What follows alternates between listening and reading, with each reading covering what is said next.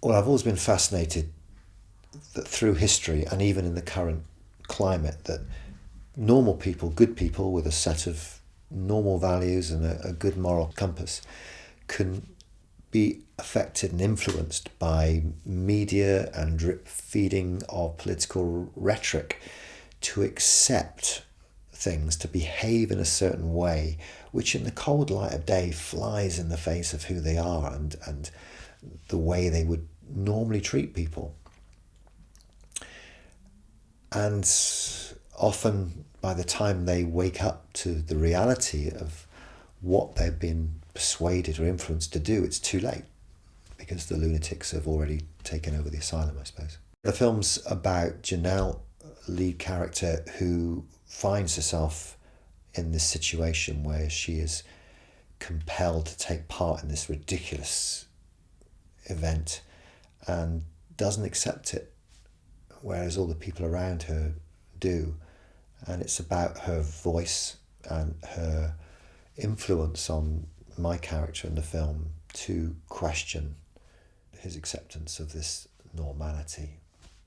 and finally perhaps even about him having an influence on her. This film is for people who love action, who maybe enjoy a dystopian future kind of feel for a movie, and for people who like a bit of rebellion. I think that women will love my character Janelle because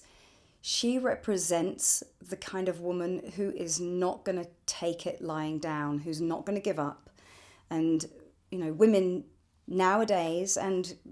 as history has shown, have to fight for what we get, and she is not going to give up. I love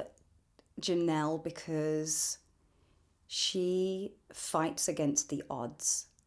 and she shouldn't be somebody who is successful in this world, but she carves out a place for herself and redefines herself from her normal life.